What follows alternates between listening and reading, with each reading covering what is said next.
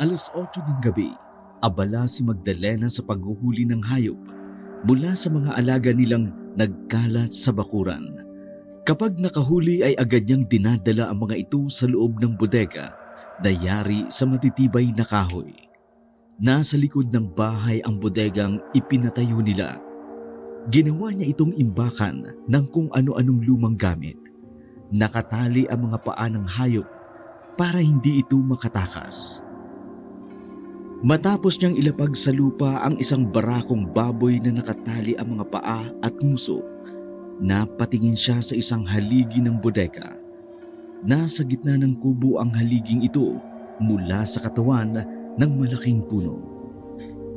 Pinasadya nilang ibaon ang kahoy na yun sa lupa nang may kalaliman upang maging matibay at hindi basta-basta mabubunot. Nakatali sa haliging yun ang isang matandang babae. Tanging ang 2 kamay lang ng matanda ang hindi nakatali upang malayang maigalaw ang mga ito. Mahaba ang kulot na buhok ng matanda na halos tumakip na sa mukha nito. Gula-gulanit ang suot nitong damit. Garalgal ang boses ng matanda at bawat pagsasalita ay may kasamang pag-angil. Apo, ilapit mo na sa akin ang pagkain na yan. Naglalaway na ako. Kuha ka lang ng sikmura ko. Huwag mo na akong bitinin.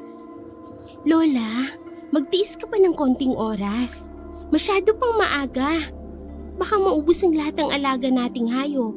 Sa susunod na mga gabi, wala na akong ipapakain sa'yo. Alalahanin mo ang mga hayop. Hindi oras-oras nanganganak. Mahirap magparami. Pasensya ka na, apo ko. Nagiging pabigat na ako sa iyo. Hindi mo dapat nararanasan ng ganito. Ang sumpa ng ating pamilya, hindi mo na dapat nasasaksihan pa. Pero naabutan mo pa rin. Ilang beses na akong nagtangkang magpakamatay. Pero nagagawa ko pa rin pagalingin ang sarili ko. Sinubukan ko rin gutumin ang sarili ko. Pero lalo lang akong nagiging mabagsik. Hindi ako pwedeng magutom. Dahil kapag nangyayari yun, hindi na ako nasisiyahan sa karne lang ng hayop. Pero isinusumpa ko ang araw na yun. Nang dahil sa kagutuman ko, nagawa kong kainin ang lolo mo. Hindi ko yun ginusto. Pinagsisisihan ko ang lahat ng yun. Mahal na mahal ko ang lolo mo. Pero nangyari yun dahil nasabik ako sa karne ng tao. Hindi ko malilimutan ang sandaling yun. Nang may masmasan ako, malinis na buto na lang niyang hawak-hawak ko. Ayoko nang mangyari ulit yun, apo ko. Lalong ayokong dumating ang araw na ikaw naman ang maging biktima ko. Lalong hindi ko mapapatawad ang aking sarili. Hindi ko kakayanin. Mahal na mahal kita, apo. Hindi na kumibo si Magdalena. Dinampot niya ang manok na nakatali at inilagay sa harapan ng matanda. Ano to? Binibigyan mo na ako ng pagkain? Pwede na ba akong kumain, apo? Kumain na po kayo, Lola. Mas okay nga siguro na kumain ka na lang kaysa naman magdrama ka pa dyan. Nauumay na po ako sa paulit-ulit mong kwento tungkol kay Lolo. Kalimutan niyo na po ang nakaraan. Hindi ka naman sinisisi ni Lolo. Alam ko pong napatawad ka na niya. Salamat, apo ko. Ay, napakabuti mong bata na hindi ko narinig sa iyong panunumbat. Hindi ka nasuklam sa akin. Tinanggap mo ko kahit aswang ako. Kaya lalo akong nakukonsensya sa mga ginagawa ko. Wala ka naman talagang kasalanan, Lola. Nilikha naman talaga ang hayop para kainin. Magkakaiba lang tayo ng paraan. Buhay mong kinakain ng mga hayop, habang kami naman ng mga normal na tao ay niluluto muna. Pero pare-pareho naman tayong kumakain ng mga hayop. Wala namang pinagkaiba, di ba? Pwede ka rin naman talagang kumain ng tao kung tutuusin. Ang mga tao kasi, uri din naman ng hayop. Eh di ba nga, may cannibal na tinatawag? Meron lang kasing batas sa mga tao. Dahil sako pa rin naman ang batas ng mga aswang. Dahil tao pa rin naman. Kaya nagiging bawal. Pero kapag gusto mong kumain ng tao, unahin mo kaya yung magaling mong anak. Natigilan ang matandang babae habang kinakain ang manok nang marinig ang huling sinabi ni Magdalena. Galit ka pa rin ba sa tatay mo? Tatay? Wala akong tatay! Sino ba naman ang matutuwa sa taong ginahasa ang sariling anak? Mahina pa ang loob ko dati, kaya hindi ako natutong lumaban. Pero ngayon, oras na bumalik siya sa lugar na ito, iririgalo ko siya sa'yo para maging pagkain mo. Dapat tibayan mo ang loob mo. Siguro hindi ka na mag-iisip nun, Lola. Kasi gugutumin kita ng gusto. Magdalena, kahit ano pang kasalanan sa'yo ng tatay mo, ama mo pa rin siya. Huwag kang gagawa ng masama laban sa kanya. Umalis siya dahil sising-sisi siya sa mga kasalanan niya sa'yo. Halos isumpa niya ang sarili niya. Pero sinira niya ang buhay ko, Lola! Sinira niya ang pagkababae ko! Kung nasira man ang buhay niya, deserve niya yun! Pero oras na bumalik siya rito, ako ang magpaparusa sa kanya. Hindi sapat ang pagsumpa niya sa sarili niya. Dapat maranasan niya ang nararanasan kong hirap! Hindi nakakibo ang matanda. Tumahimik na rin si Magdalena sa pagsasalita. Isa-isa niyang inilagay sa harapan ng kanyang lola ang mga hayop na hinuli niya para maging pagkain nito ng buong gabi. Sapat na po siguro ang mga hayop na ito para sa pagkain niyo buong gabi. Kapag naubos ito, huwag kayong tatakas. Matatapos din naman ang kagutuman niyo kapag sumikat na ang araw. Patutulog na po ako. Hindi na nilingon ni Magdalena ang kanyang lola hanggang sa lumabas siya ng bodega. Diretso siyang pumasok sa kanilang bahay. Pumasok siya sa banyo at binasa ng tubig ang katawan. Naalala naman niya ang galit sa sariling ama dahil sa ginawa nitong pang-aabuso.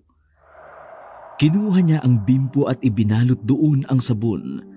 Saka ikinuskus sa kanyang braso at liig. Hindi niya na magawang pigilan ang pagpatak ng mga luha sa kanyang mga mata. Kahit anong ligo ko, kahit anong linis ko sa katawan ko, di pa rin maalis ang ginawa mo sa akin. Pinaboy mo ako. Pinaboy mo ang sarili mong anak. Tapos tatakas ka lang. Mabubuhay kang masaya sa bago mong pamilya. Ano ka? Siniswerte. Darating ang araw. Babalik ka rin. Ipaparanas ko sa iyo ang nararanasan ko ngayon. Kinasusuklaman kita.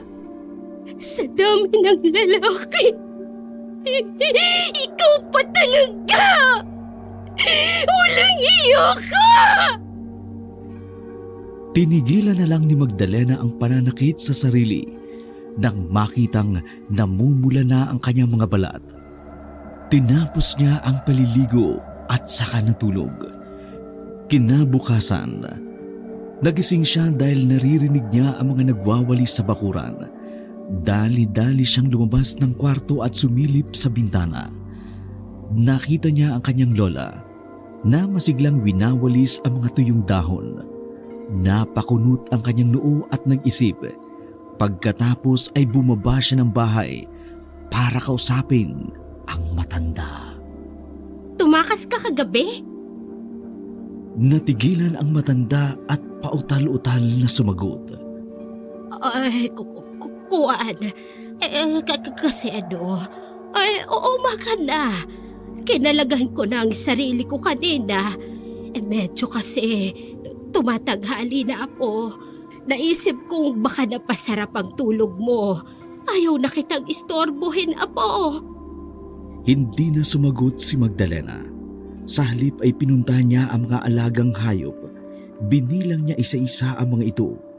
Sumunod naman ang matanda sa kanya. Kahit wala pang sinasabi ang dalaga, nagpaliwanag na ang matanda. 2 lang ang ibinawas ko, apo. Bilog ang buwan kagabi. Alam mo naman kapag bilog ang buwan, malakas akong magutom. 2 lang? 2 malaking baboy, Lola. Yung mga inahin pa talagang kinain mo? Yung isa doon buntis!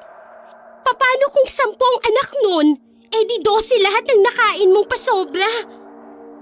Paano dadami ang alaga natin kung kumakain ka ng sobra? Mag-diet ka naman! 4 lang naman ang biik sa loob ng tiyanong buntis na baboy, apo. Huwag ka nang magalit sa lola. Magsisipag naman ako. Pakakainin ko sila ng madami para maging malusog. Ay naku lola, sumasakit ang ulo ko sa'yo. Wala ka na ngang ibang pinapakiramdaman kundi yung tiyan mo. Hayaan niyo na nga po. Wala na rin naman tayong magagawa kung nasa tiyan mo na yung mga baboy. Kahit naman po ipaluwa ko pa yan sa inyo, wala na, hindi na yan mabubuhay. Ang mahalaga, hindi ka ho ng biktima ng tao kagabi. Dahinto ang pagtatalo ng dalawa nang marinig ang pagtawag ng isang lalaking paparating. Malayo pa lang ito, isinisigaw na ang pangalan ni Magdalena. Oh, ay si Peter yun, apo. Harapin mo na. Ay mabait ang batang yun. Palagi mo na lang pinagtataguan o di kaya'y sinusungitan. Huwag kang mag-alala sa akin. Iboto ako sa kanya. Sabihin mo po umalis ako. Ayoko po siyang kausapin. Pare-pareho lang naman ang mga lalaki. Katawan lang ang habol nila sa babae. Ay, hindi ganon.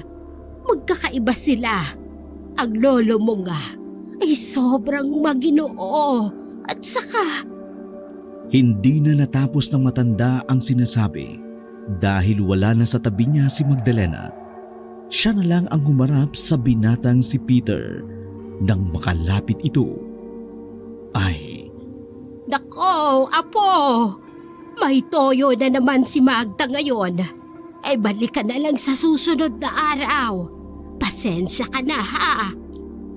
naku, wala po yun lola. Dumaan lang po ako kasi gusto ko sanang ibigay sa kanya itong mga prutas. Galing po ako sa pwesto ni mama sa palengke. Nakita ko marami siyang bagong dating na prutas kaya nagdala ako. Pakibigay na lang po sa kanya. Napakabait mo talaga, Peter. Huwag mo sanang pagsasawaan na suyuin ang apo ko, ha? Darating ang araw, lalambot din ang puso niya para sa'yo. Naku po lola, kahit hindi niyo naman po sabihin sa akin yan.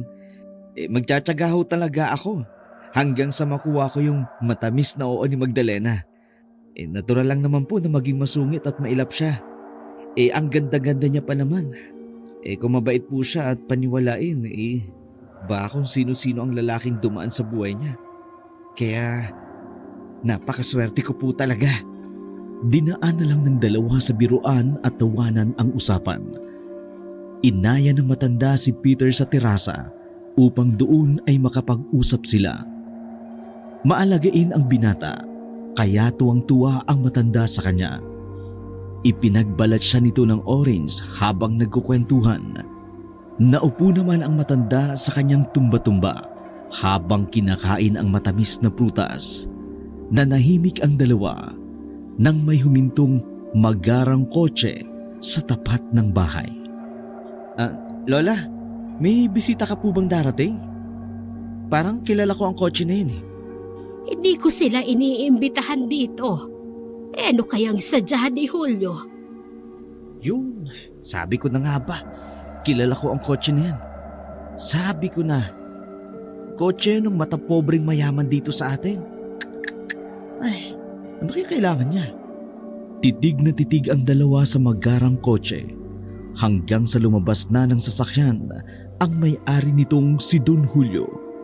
Diretsong naglakad papasok ng bakuran ang lalaki at walang kaabog-abog na kinausap ang matanda nang makalapit ito. Kumusta, Lola Zenaida? Maayos pa ba ang pagtira mo rito sa maliit at lumang barong-barong? Mukhang wala ka na talagang pera, no? Hindi mo na nagagawang papinturahan ang bahay mo.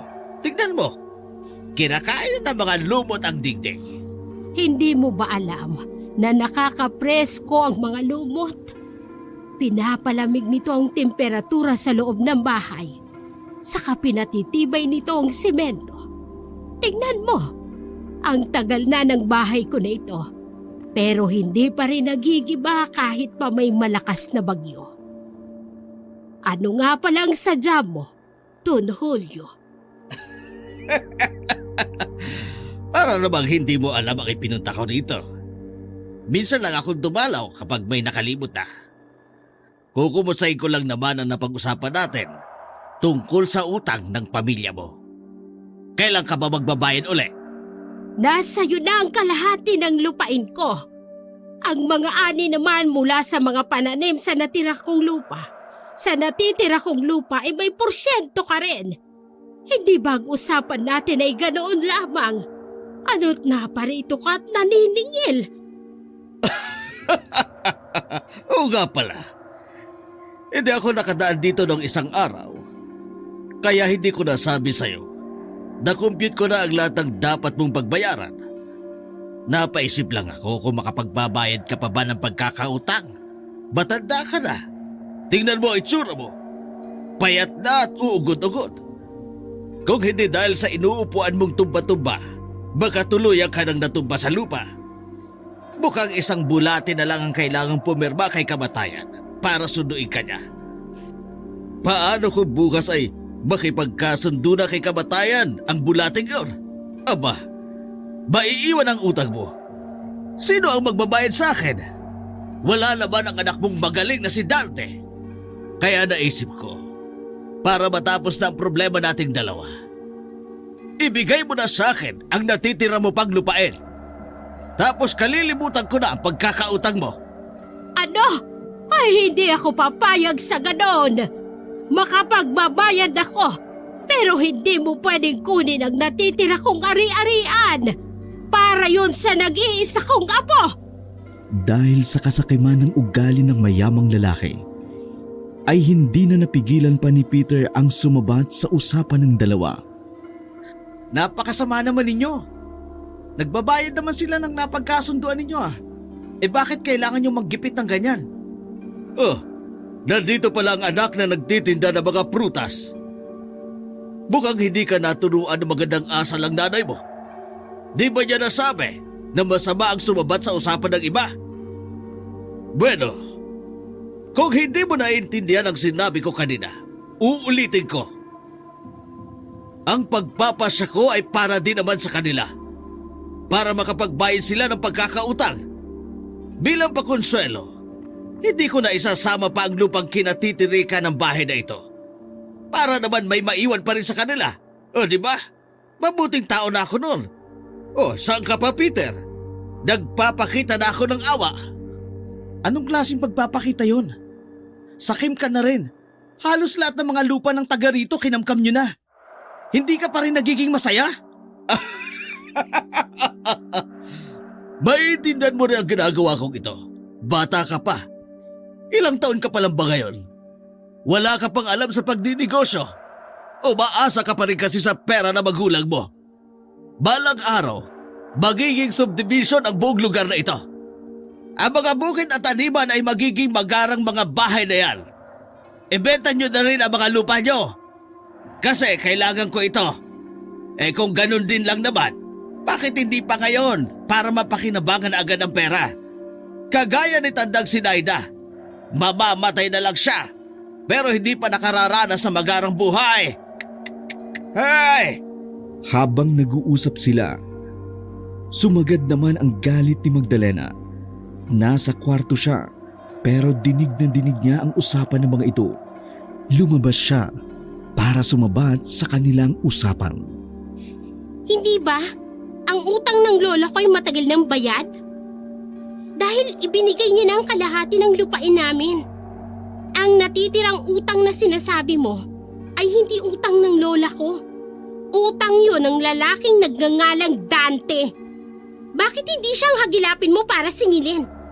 Siya naman ang tumakbo dun sa pera noong umalis siya. Tapos kaming sisingilin mo?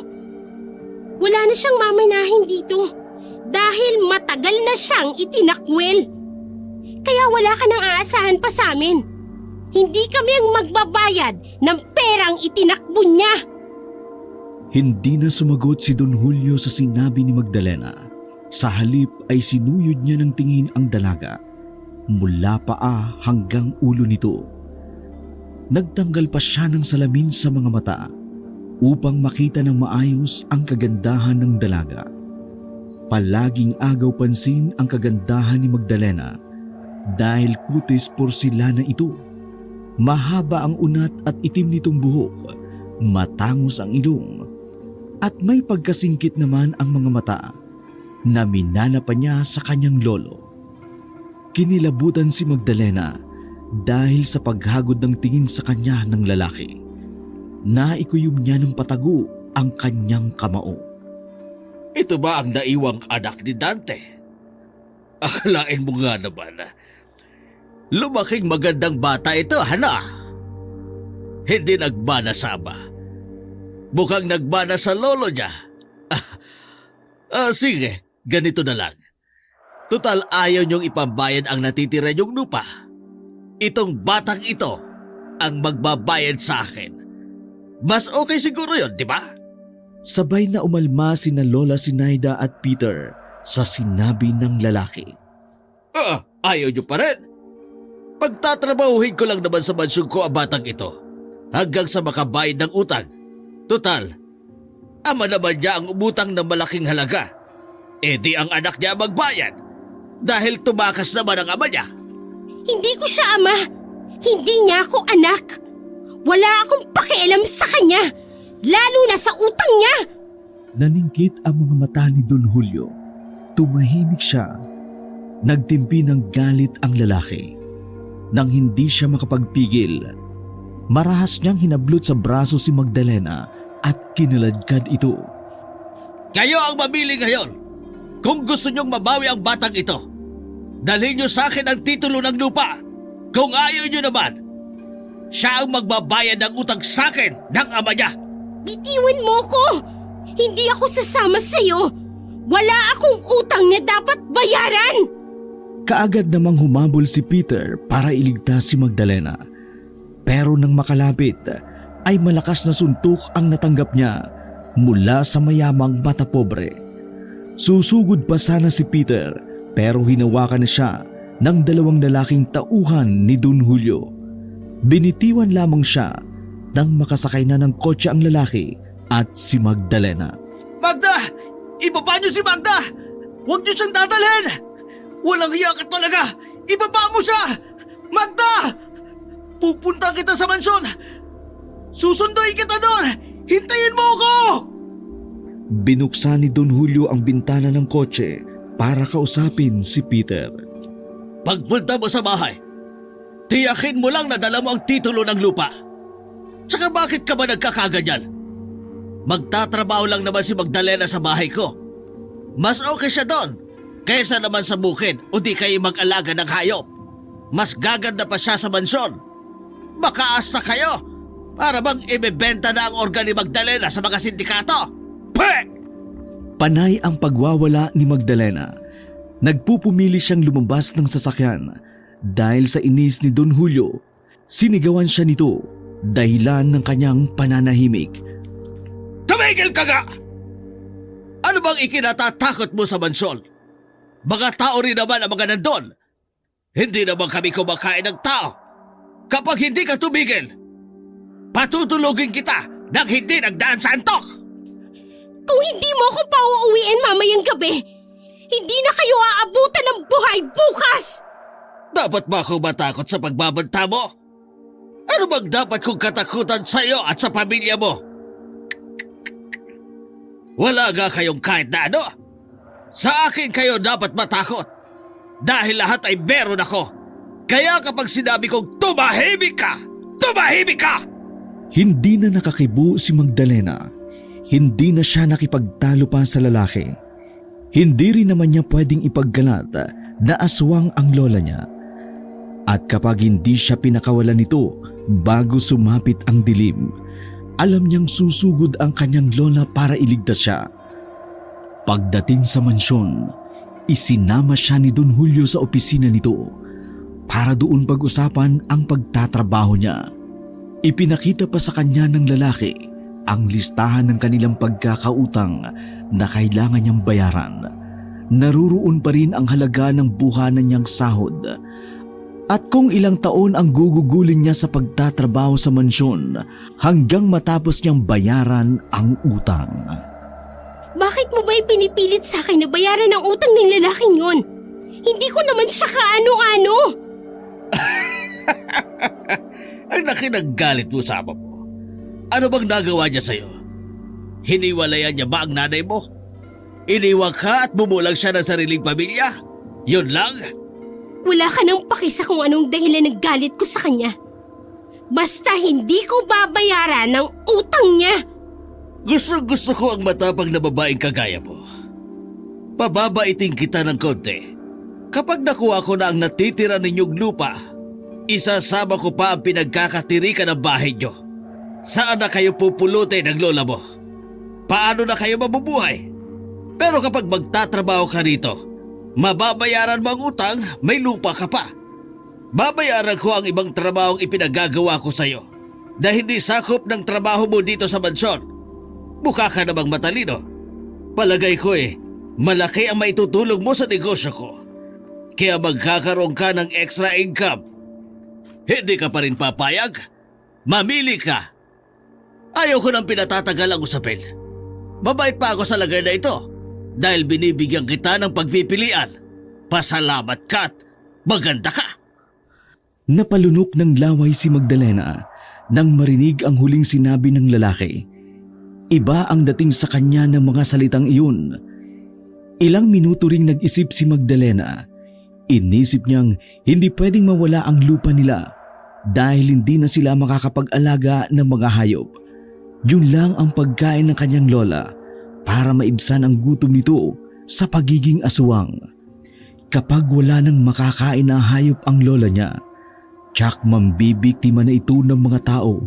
Bukod doon, nagustuhan niya na rin ang alok ng lalaki. Gusto niyang matuto sa pagninegosyo. May isa lang akong kondisyon.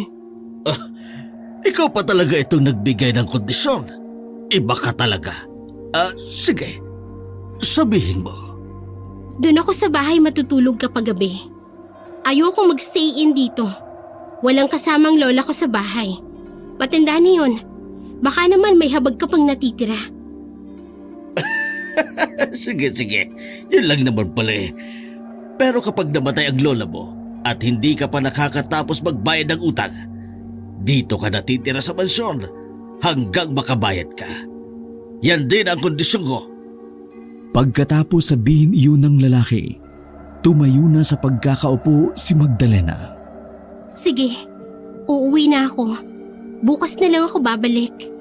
Kailangan ko munang makausap ang lola ko para mapanatag siya. Alam mo na, matanda na yun. Baka may gawing hindi maganda.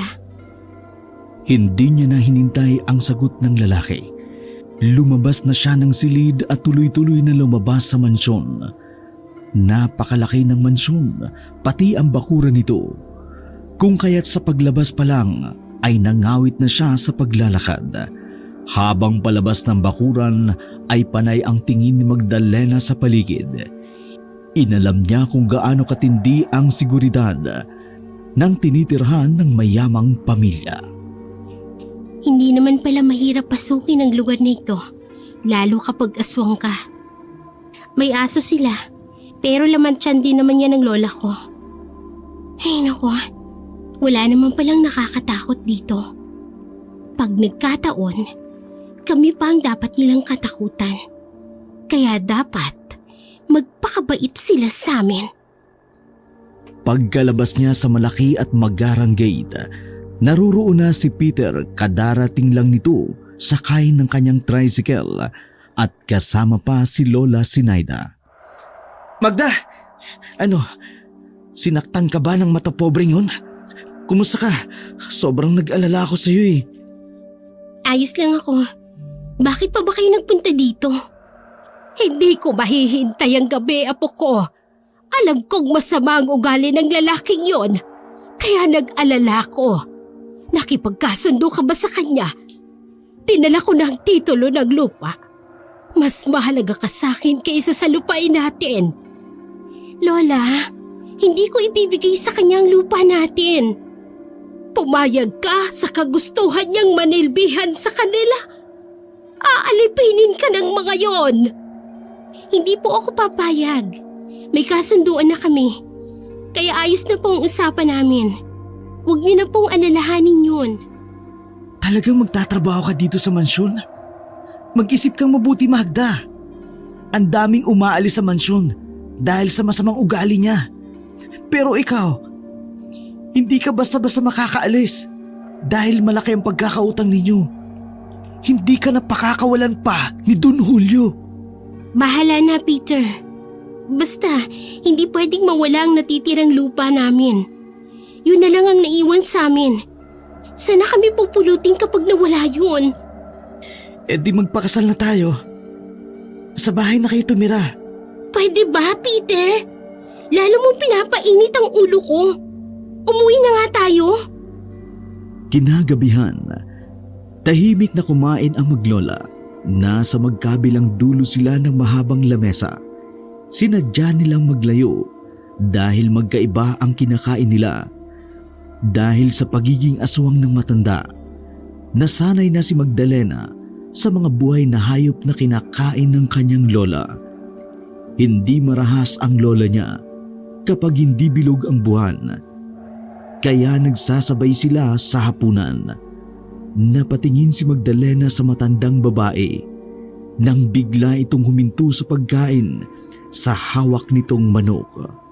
Nagpakawala ito ng malalim na buntong hininga dahil sa kung anong iniisip na kaagad namang nabasa ni Magdalena. Lola, hindi mo pa pwedeng kainin ang ugaling hayop na lalaking yon. May puso naman siya kahit papano. Kesa sa asawa niyong walang kinikilala kundi ang pera. Kapag namatay si Don Julio, mas lalo tayong gigipitin ng asawa niya. Hindi yun nagbibigay ng mga kondisyon at pangalawang pagkakataon. Kapag nakapagbayad na tayo sa kanila, hahayaan na kitang malamnan ng karne ng tao ang sikmura mo. Subukan lang nilang apihin ka sa mansyon. May kalalagyan sila sa akin. Kapag nandoon ka po, wag na wag kang maglilihim sa akin. Hindi ako papayag na masaktan ka doon.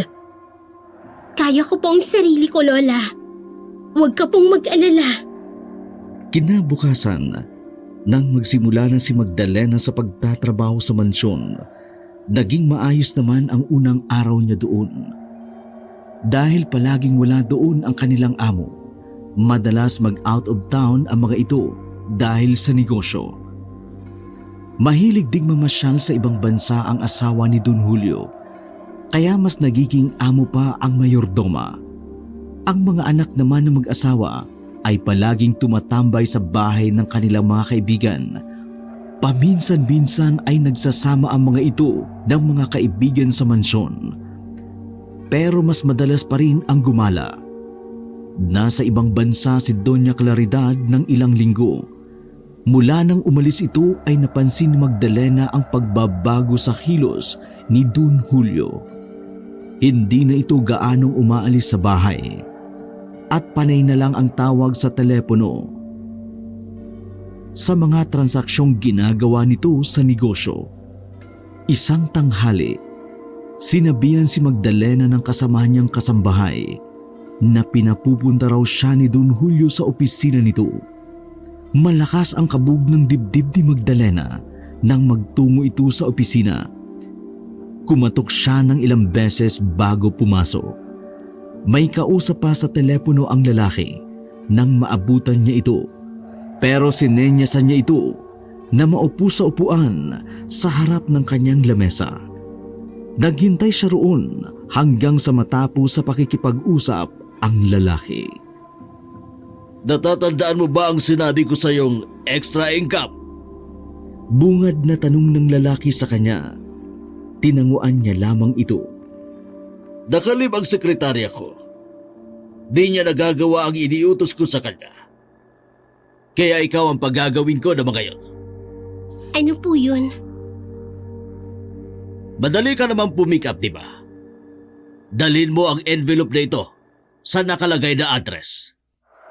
Pagkatapos ay may ibibigay siyang box sa iyo. Dalhin mo sa akin, pero hindi dito. May pupuntahan kasi ako meeting. Dadaan ako sa plaza. Doon mo ibigay sa akin. Ipinaliwanag ni Don Julio ang lahat ng gagawin ni Magdalena. Nang maintindihan niya ito, pinayagan na siyang umalis para puntahan ang address. Pagkatapos ay nagkita nga sila sa plaza. Nakaparada ang sasakyan ni Don Julio sa gilid ng plaza. Kaagad niya namang pinuntahan.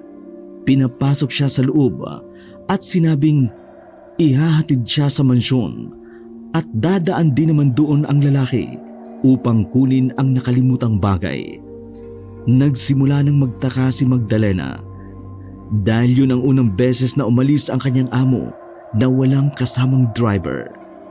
Panay ang tingin niya sa daan.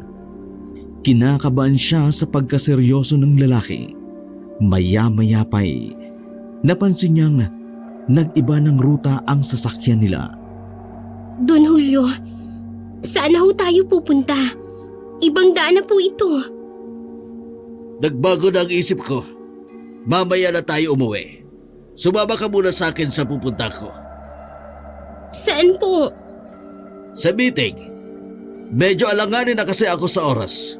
Kapag negosyante ka, mas malaga ang oras kaysa sa ibang bagay. Hindi mo pwedeng paghintayin ang kausap mo. Panay ang sulyap ni Magdalena sa rear view mirror ng sasakyan para makita ang mukha ng lalaki. Nakaupo siya sa likuran at tanging nakikita niya lang ay ang malikot na mga kamay ng lalaki. Tila hindi ito mapakali, dahilan para balutin ng kaba si Magdalena.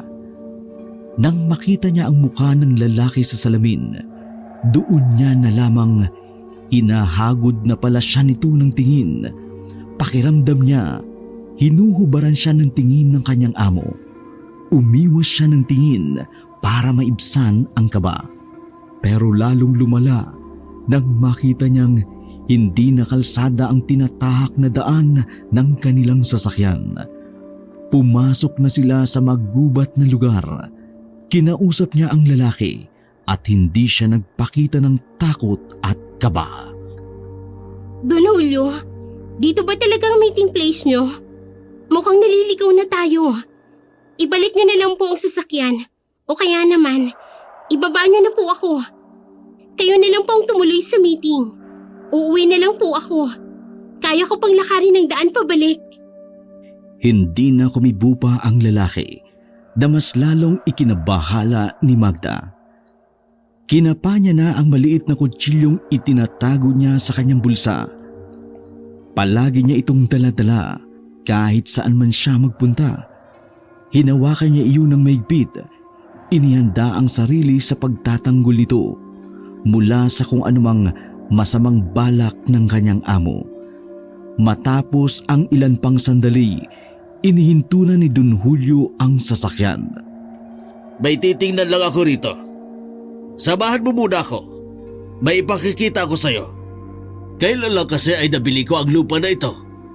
Bala kong ipagawang resort. Ano sa tingin mo? Hindi na sumagot si Magdalena. Mabilis niyang hinawakan ang pinto ng sasakyan. Pilit niya itong binubuksan para makalabas. Pero hindi niya na nagawa pa dahil nakalak na ang mga iyon. Buksan mo itong pinto! Uuwi na ako! Huwag kang bastos! Pag-uusapan natin kung paano ka makakabayad sa utang ninyo ng mabilis. Ayaw mo ba? Nakaisip na ako ng paraan. Di bali nang magbayad ako ng habang buhay. Kaysa sa mabilisang hindi ko naman gugustuhin. Pababain mo na ako dito. Buksan mo ang pinto! Sige! Sa labas tayo mag-usap kung ganon! Naunang bumaba ang lalaki sa sasakyan. Sinundan pa ni Magdalena ang tingin kung ano ang gagawin nito. Nang makita niyang papalapit na ito sa kanyang pwesto, inunahan niya na ito. Mabilis siyang lumabas ng sasakyan at binalak na tumakbo para makalayo. Pero kaagad na nahawakan ng lalaki ang mahaba niyang buhok. Hinablot siya nito at marahas na isinandal sa sasakyan. Nagwawala si Magdalena habang nagsisisigaw ng tulong. Inilabas niya na rin ang kutsilyo. Itinusok sa lalaki. Pero tinawanan lamang siya nito. Malakas din si Don Julio. Nagawa nitong agyawin ang patalim kay Magdalena. Saka itinapon sa malayo. Pag-usapan natin ng mabilis na paraan ang pagbabayad mo ng utang. Aarti ka pa? Dapat ka nakikiusap ka. Maganda ka. Sayang ang ganda mo kung hindi mo lang naman pakikinabangan. Sumigaw ka hanggat gusto mo. Pag-aari ko ang lugar na ito, walang makaririnig sa'yo. Bitiwan mo ako! Hayop ka! Wala kang makukuha sa akin! Bitiwan mo ako! Nakipaglaban si Magda sa lalaki. Pero dahil malakas ito sa kanya, nagawa nitong kunin ang gusto niya. Paulit-ulit siya nitong hinalay hanggang mapagod ang lalaki. Hindi na nakagalaw si Magdalena mula sa pagkakaratay niya sa lupang ginagapang ng maliit na damo. Panay ang tulo ng luha niya, pero galit lang ang natira niyang emosyon ng mga sandaling iyon. Naramdaman niya ang pagbagsak ng damit niya sa kanyang katawan nang ihagis ito ni Don Julio. Magbihis ka. Tapos pag-uusapan natin ang kabawasan sa utang mo. Mas mapapabilis ang pagbabayad mo ng utang kapag hindi ka nanlaban. O hindi ba mas okay yun? At kapag natuwa ako sa'yo, baka bigyan pa kita ng reward. Kaya sa susunod, magiging mabait ka lang, ha? Pero mas gusto ko rin naman yung nanlalaban. Bakit nga pala nang laban ka? Hindi ka naman pala beren. Sinong nakauna sa'yo? Yung Peter na yun? Lalong nagdilim ang paningin ni Magdalena sa lalaki. Dali-dali siyang dumampot ng bato. Pinukpok yun kay Don Julio. Pero tumama ito sa likod. Uulitin pa sana niya. Pero sinampal siya nito ng malakas. Sira ulo ka! Papatayin mo ba ako? Mas mahihirapan ka! Galit na galit si Magdalena. Dinaan na lamang niya ito sa pagsisigaw.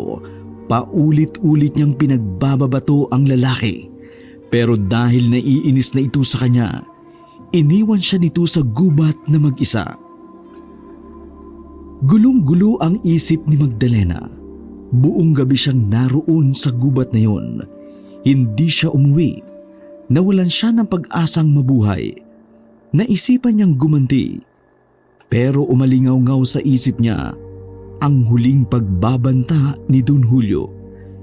Sinabihan siya nito na kapag ipinaalam sa lahat ang ginawang panghahalay, mga mahal niya sa buhay ang babalikan ng lalaki. Pinalipas si Magdalena ang isang araw at gabi sa gubat bago umuwi sa kanila. Laking pagtataka niya dahil sobrang dilim ng kanilang bahay nang umuwi siya. Mabilis siyang pumasok ng bahay nila. Binalot siya ng kaba at pag-aalala sa kanyang lola. Lola! Lola! Lola! Sinuyod niya ang buong bahay para hanapin ang matanda. Nakita niyang namamaluktot ito sa higaan sa sarili nitong kwarto. Lola! Ano pong nangyayari sa inyo? May sakit ka ba? Kumain ka na ba? Nagugutom ka? O baka nasobrang ka sa pagkain? Anong nangyayari sa'yo? Hinaplos niya ang noo ng matanda. Mainit ito dahil mataas ang lagnat. Nasa anyong aswang ang lola niya. Pilit na inaabot ng mahabang dila ang likod nito. Bakit, Lola? Anong nangyayari? Tiningnan ni Magdalena ang likod ng matanda. Nakita niya ang mahaba at matalim nitong sugat sa likod. Saan mo ito nakuha? Bakit may sugat? Nabiktima ka ba ng tao? Sabi ko naman sa'yo na huwag mong gagawin yun dahil papatayin ka nila. Sinong gumawa sa'yo? Sinong nanakit sa'yo? 2 araw kang nawala po. Hindi ka umuwi. Nag-alala ko ng sobra. Alam ko kung sinong mananakit sa'yo. Kaya sinugod ko sila. Sinalakay ko ang mansyon.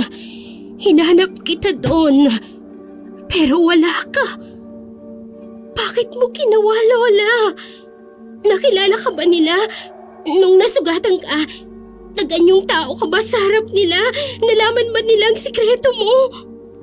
Hindi, Apo.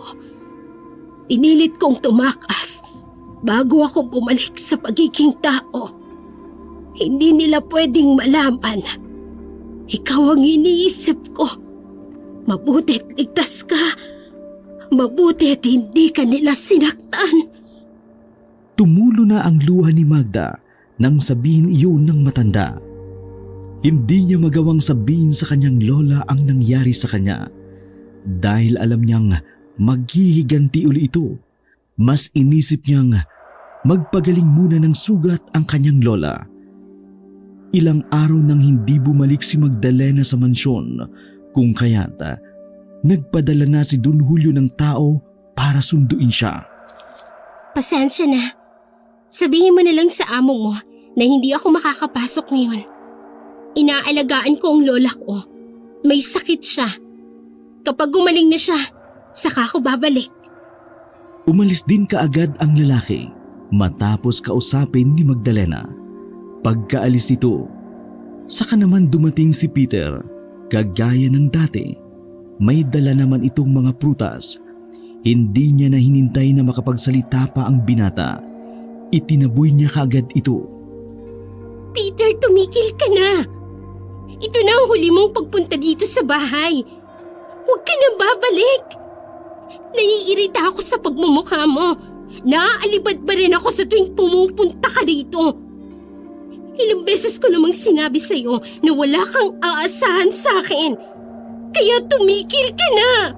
Huwag ka nang babalik. Pagkasabi noon, isinarado niya na ang pintuan pati ang mga bintana. Panay ang katok ni Peter. Pilit siya nitong tinatawag para makapag-usap sila. Nagpupumilit ang binata na wag siya nitong itaboy pero hindi ito nilabas ni Magdalena. Sinilip niya lang ang binata mula sa maliit na butas ng bintana. Masakit para kay Magdalena ang itaboy ang lalaki pero natatakot siyang madamay ito sa problema niya. Kasama si Peter sa pagbabalingan ng galit ni Don Julio kung sakali. Kung kaya't naisip niyang ilayo ito habang maaga pa. Ilang araw pa ang lumipas. Ang sakit ni Lola Sinaida ay lalong lumala. Hindi gumaling ang sugat nito. Lalong nanghina ang matanda. Hindi na rin ito kumakain. Lola, sabihin mo na sa akin kung paano ka gagaling. Anong gamot bang ilalagay ko sa sugat mo? Kailangan mo pong gumaling. Ikaw na lang ang natitira sa akin. Sabihin mo sa akin, paano kita pagagalingin? Ayaw mo rin kumain. Anong klaseng hayop pang gusto mo? Gusto mo ba ng tao? Magpagaling ka po, Lola.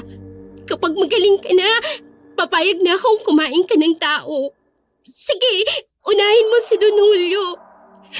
Payag na akong kainin mo siya. Gumaling ka lang po. Lola. Si Don Julio. Kagaya rin siya ni Dante. Pare-pareho sila. Mga hayop sila. Mga hayop sila. Mga demonyo sila. Wala silang awa. Ibibigay ko na sila sa'yo, Lola. Biktimahin mo na sila. Ipayag na ako. Ipagiganti mo ako, Lola. Binaboy nila ako. Mga baboy sila. Magda, apo ko. Sabi ko na, sinaktan ka nila. Makinig ka sa Lola. Pangalagaan mo ang sarili mo. Huwag kang papayag na saktan ka uli nila. Maging alerto ka. Huwag mong hahayaan na masugatan ka sa likod. Dahil hindi mo na mapagagaling ang sugat na yun. Ingatan mo ang likod mo. Naiintindihan mo ba ako? Bakit niyo po sinasabi sa akin yan? Hindi ko na mapapagaling ang sarili ko. Hinihintay ko na lang ang aking katapusan. Hindi na kita may paghihiganti. Pero ikaw, magagawa mong kumante. Ipaghiganti mo ang ginawa nila sa'yo. Pagbayarin mo silang lahat, apo ko. Patawarin mo ako kung ako'y matanda na. Kung hindi na kita may pagtatanggol, bilang na ang aking hininga. Pero bago kita iwan, maiiwanan ako para sa'yo, apo ko. Hindi po, Lola. Hindi po ako papayag. Hindi mo ako iiwan. Ikaw na lang ang kasama ko. Ayoko po. Ayoko, Lola. Lola. Natigilan si Magdalena nang umubo ng umubo ang lola niya. Sa bawat pag-ubo nito ay lalong bumubuka ang sugat sa likod. Panay ang tagas ng dugo roon, pati na ang pag-ubo ng matanda ay sinabayan na rin ng paglabas ng dugo. Nataranta si Magdalena. Gusto niya nang lumabas ng bahay para humingi ng tulong, pero pinigilan siya ng matanda. Hinawakan siya nito ng maigpit sa braso. Walang makapagpapagaling sa akin. Halika, lumapit ka sa akin, Magda. Lumapit ka. May bubulong ako sa iyo. Umiyak na lumapit si Magda sa kanyang lola. Gulat na gulat siya nang makitang may iniluluwang itim na bato ang matanda. Lumutang ang batong iyon at diretsyong pumasok sa bibig ni Magdalena. Hindi niya na iyon napigilan. Diretsyong nalunok niya ang batong itim. Lola, ano yun? Ano yung nalunok ko? Niyugyug niya ang matanda para sagutin siya nito. Pero natulala siya nang makitang hindi na humihinga ang lola niya. Dilat ang mga mata at nakabuka ang bibig ng matandang malapit nang malagutan ng hininga.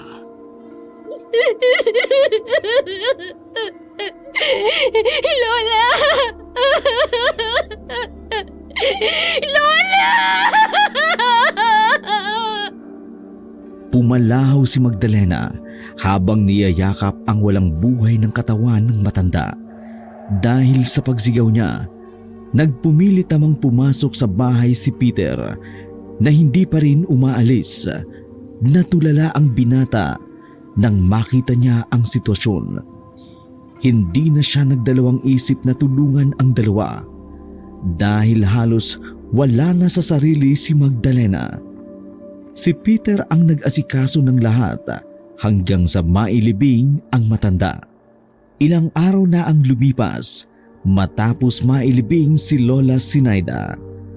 Nakaalalay pa rin si Peter kay Magda kahit anong taboy ni Magdalena sa binata. Hindi pa rin ito umaalis sa kanyang tabi. Bakit ka ba nandito, Peter? Sabi ko naman sa'yo na wag mo na akong balikan.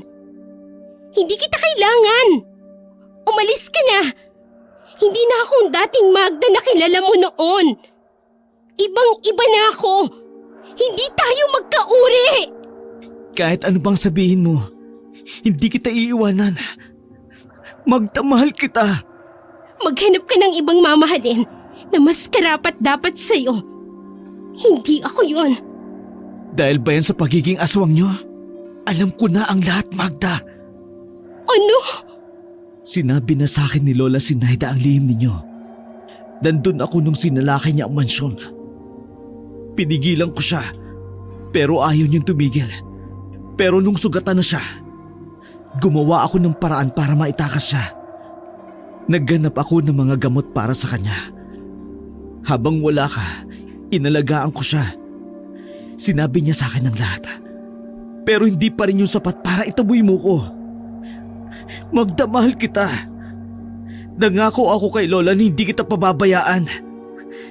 Tanggap kita kahit ano ka pa. Hindi mo naiintindihan, Peter. Kaya umalis ka na. Itinaboy pa rin ni Magdalena si Peter, pero kahit araw-araw niya itong gawin sa binata, hindi pa rin ito nagsasawa sa panunuyo. Dumating ang gabing kabilugan ng buwan, unang gabi ng pagpapalit ng anyo ni Magdalena. Doon niya naintindihan ang hirap ng kanyang lola sa pagiging aswang nito. Halos mapatid ang litid niya sa pagpipigil ng sigaw habang nagsasaaswang. Nang tuluyan na siyang maging aswang, kaagad siyang tumakbo sa mga alaga nilang hayop para maibsan ang hapdi ng kanyang sikmura. Habang kumakain ng buhay na hayop, naisip niya si Don Julio at ang kahayupang ginawa nito sa kanya.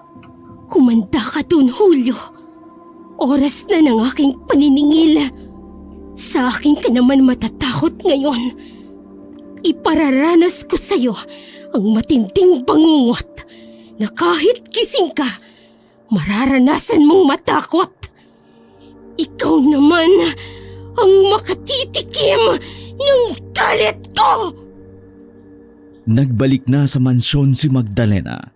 May dala siyang 3 buhay na manok.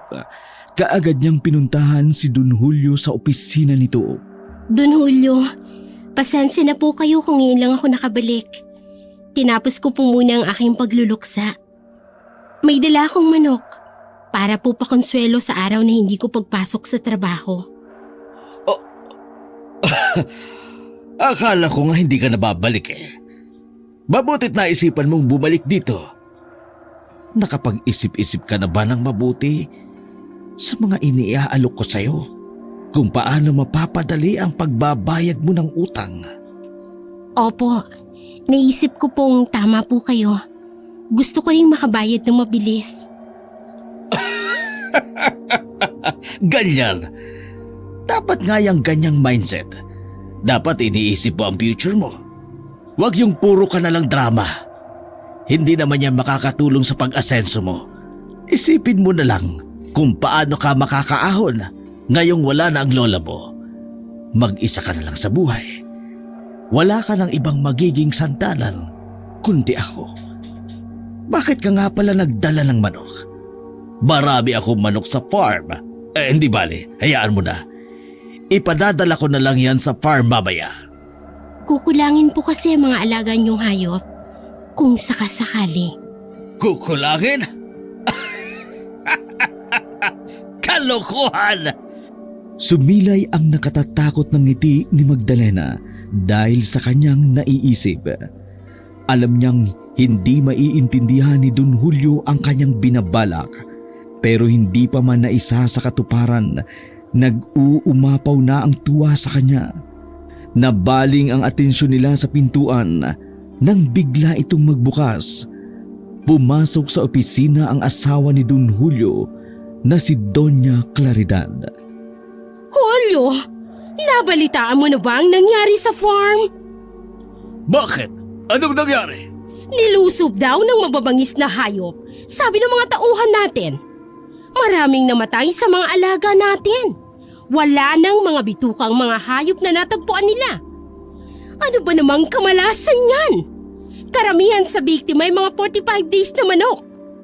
Kailangan pa naman nating magdala ng mga supply sa binabagsakan natin ng manok. Paano na yan? Gawan mo ng paraan, Julio! Natigilan sa pagsasalita ang ginang nang matuon ang paningin niya kay Magdalena. Sino naman ito? Anong ginagawa niya sa opisina mo?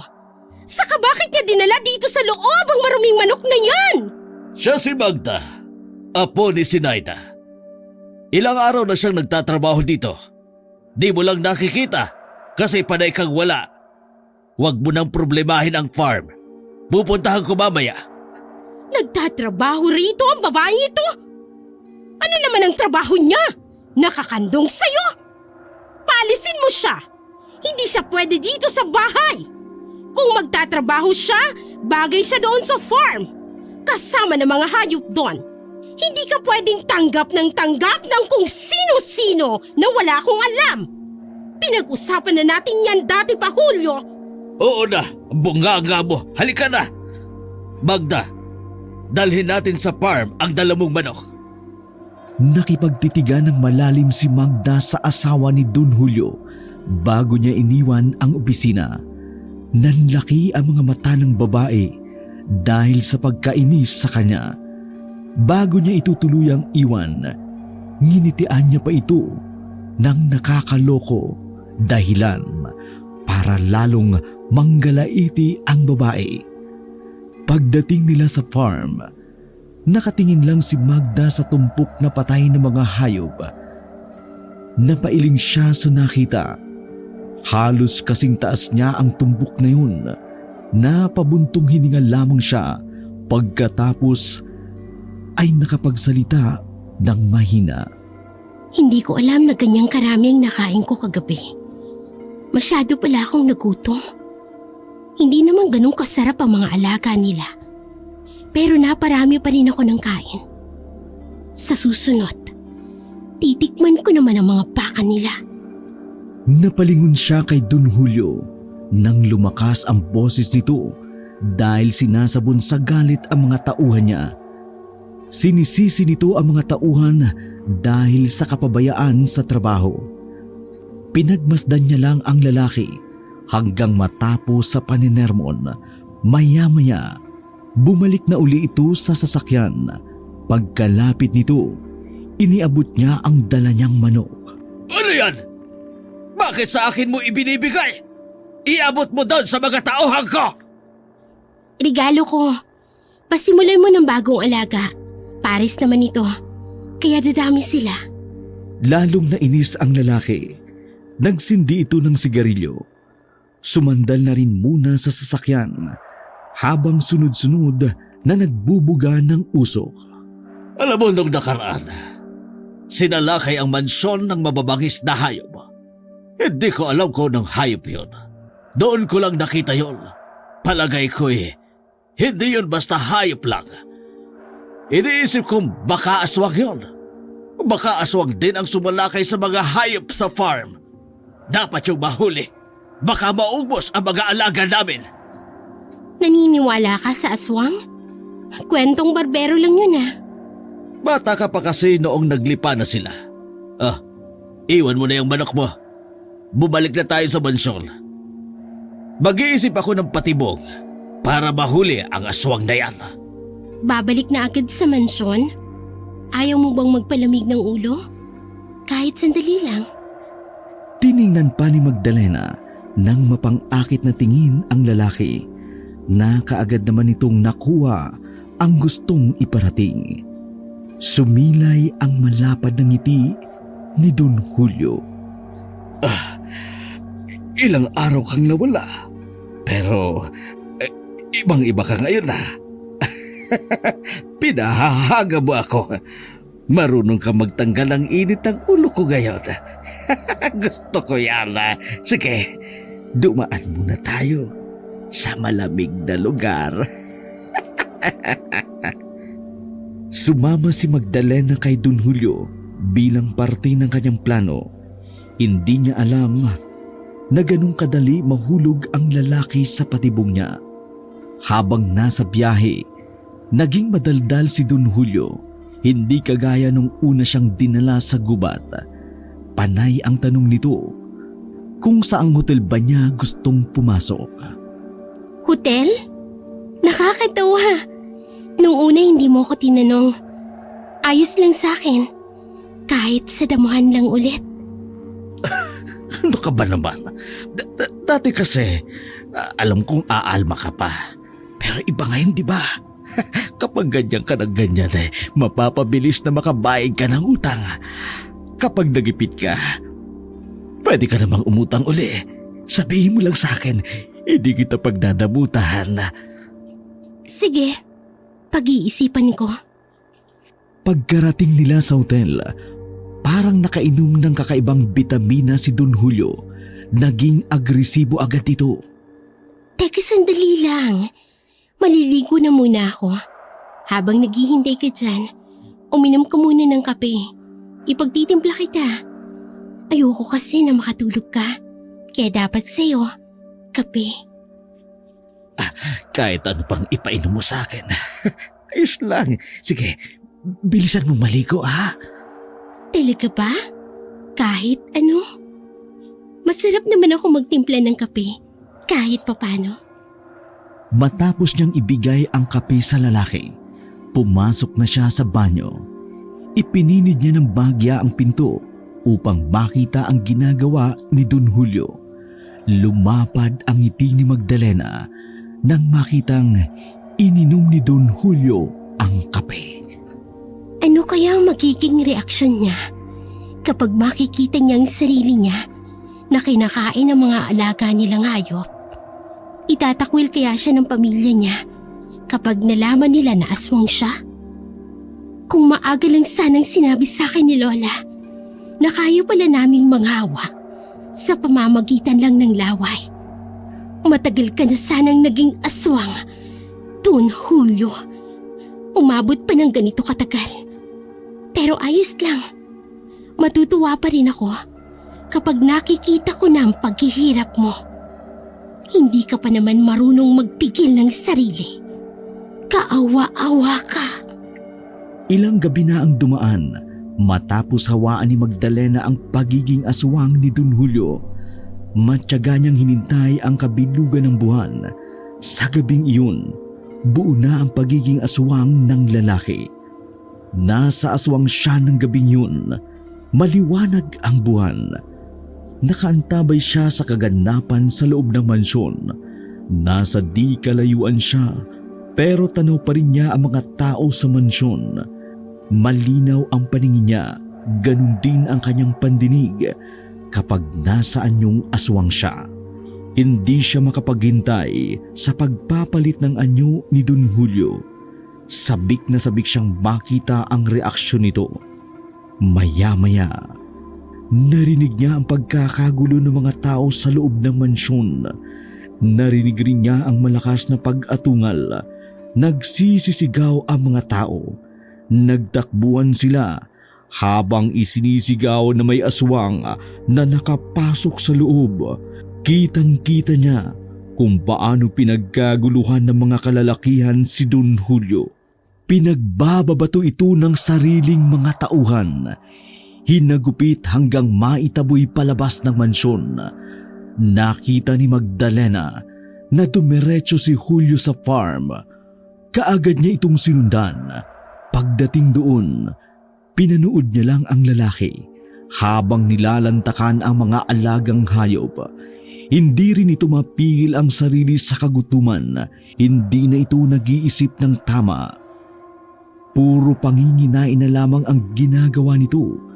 Nang mabusog si Don Julio, unti-unti na itong nahihimasmasan.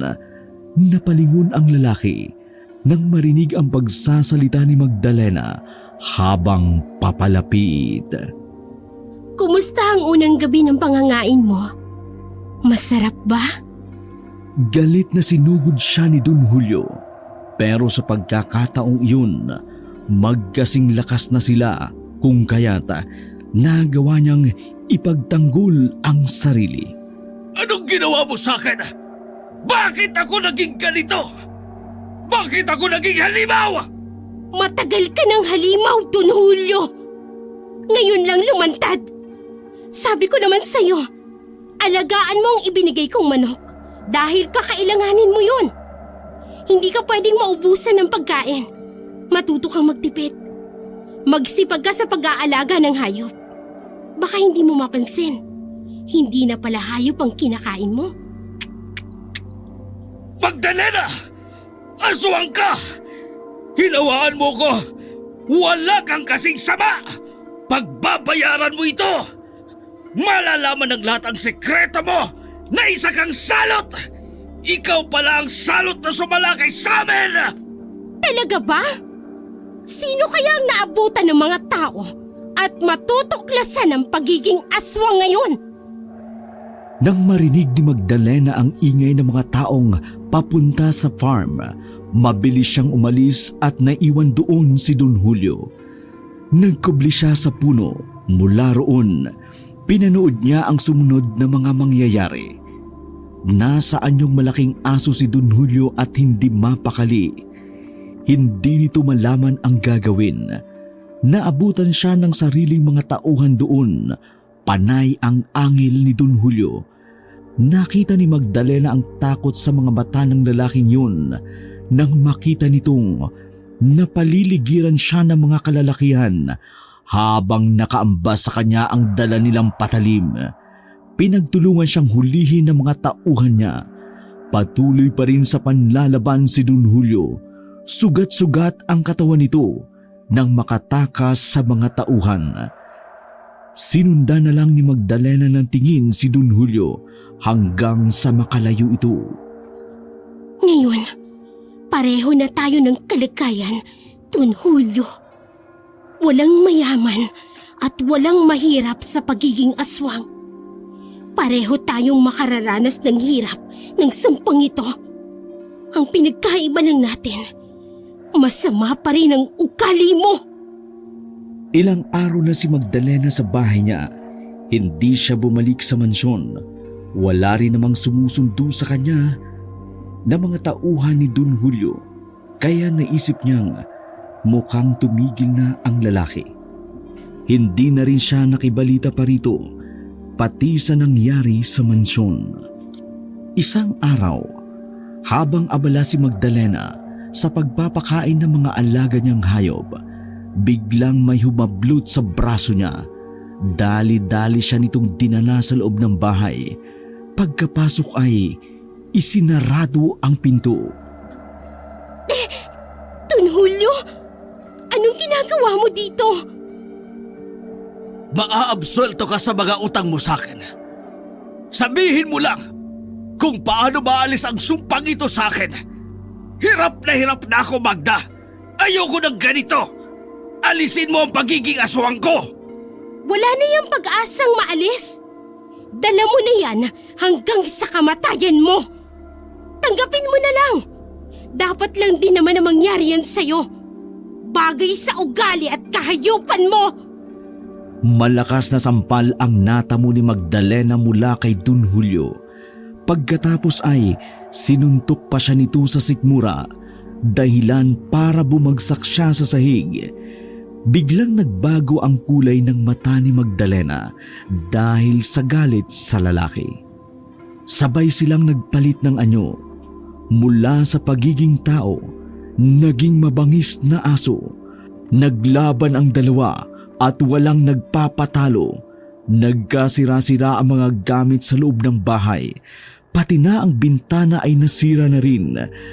Natigilan ang dalawa nang makitang may nakatingin sa kanila. Mabilis silang nagtago at nagpalit ng anyo. Bumalik sila sa anyong tao. Bisit! Nakita pa ako ni Edna! Akala ko'y nakadayop na ang chismosang alalay ni Claridad! Tsak na magsusumbong yun sa amo niya! Hindi pa tayo tapos, Magda! Babalikan kita! Hindi ako titrigel hanggat hindi mo naalis ang sumpang ito sa akin!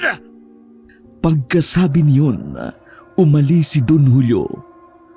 Sinundan nito ang katulong na si Edna. Parang tanga din yun. Kung alam ko kung paano aalisin ang pagiging aswang, uunahin ko ng sarili ko siyempre. Ano to? Ginusto ko? Tutulungan ko siyang maging normal na tao ulit? Tapos ako hindi? Akala ko pa naman matalino siya. Bobo rin pala. Teka, si Aling Edna, baka kung anong gawin ni Don Julio sa kanya. Nang maalala ni Magdalena ang babae, dali-dali niyang sinundan ang dalawa. Kinabahan na siya. Baka hindi na makapag-isip ng tama si Don Julio at malapa na nito ang babae. Hinagilap niya ang dalawa at nakita niya silang naghahabulan sa gilid ng bukid. Nasa anyo ng malaking aso si Don Julio habang hinahabol si Aling Edna. Napanay ang sigaw ng tulong. Kaagad din nagpalit ng anyo si Magdalena sa pagiging aso. Mabilis niyang dinamba ang lalaki. Nag-angila na naman sila. Pilit na itinataboy ni Magdalena si Don Julio habang nagpupumilit ito na salakayin ang babae. Ay, sus ko! Anong klaseng mga hayop kayo? Ay, bakit nalilisik at namumula yung mga mata nyo? Ay, naglalaway pa kayo ng malapot?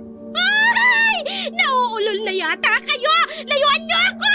Ay, huwag nyo akong lapitan! Ay, wala na talagang pinipili ang mga ligaw na hayop! Ay, kayo rin sigurong sumalakay dun sa bahay ni Magda! Ay, kita-kita ko kayo! Kawawa naman yung babaeng yun! Baka pinatay nyo na siya! Kailangan kong makahingi ng tulong! Pilit na hinarangan ni Magdalena ang daan para hindi mahabol ni Don Julio ang babae. Nang makalayo na ang babae, saka bumalik sa pagiging tao ang dalawa. Buti hindi ako nakilala ng walang utak na babaeng yon. Dahil kung hindi, lalapain ko talaga siya. Bakit ba sunod siya ng sunod sa akin? Magda! Ipinagtanggol mo pa ang babaeng yon? Panigurado naman akong kapag nalaman niyang aswang ka, hindi rin yun magdadalawang isip na isuplong ka sa mga kababaryo natin. Sa uli, tayo pa rin ang dihado dito. Kasalanan mo ito. Kaya gumawa ka ng paraan para mawala ang sumpang ito! Ikaw na lang ang maghanap ng paraan para gumaling ka. Bahala ka sa buhay mo! Pagkasabi niyon, iniwan niya ang lalaki. Naglakad siya pa uwi ng bahay. Nasa kalagitnaan na siya ng daan nang marinig niya si Peter na tinatawag siya. Napakunot naman ang noo niya. Magda! Hintayin mo naman ako! Saan ka ba galing? Papunta talaga ako sa bahay niyo. Dadalan sana kita ng prutas. Sabi kasi ng lola mo, paborito mo raw ang orange. Bagong dala ito sa tindahan namin mula pa sa Manila. Masarap ito. Matamis. Peter, hindi ka ba nagsasawa sa ginagawa mo?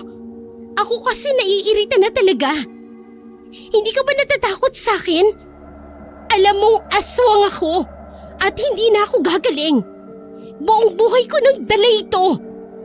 Maghanap ka na lang ng ibang babae. Madami namang iba dyan. Pwede nga lang ibaling sa ibang nararamdaman ko eh. Bakit hindi? Kaya lang, alam mo kasi Magda, Hindi naman talaga natuturuan ang puso eh. Sa ikaw ang mahal ko. Anong magagawa ko? Tsaka bakit naman ako matatakot sa'yo? Di ba nga nung buhay pa ang lola mo? Hindi ka rin naman natatakot sa kanya. Kahit alam mong aswang siya. Inalagaan mo siya. Ibinibigay mo ang pangangailangan niya.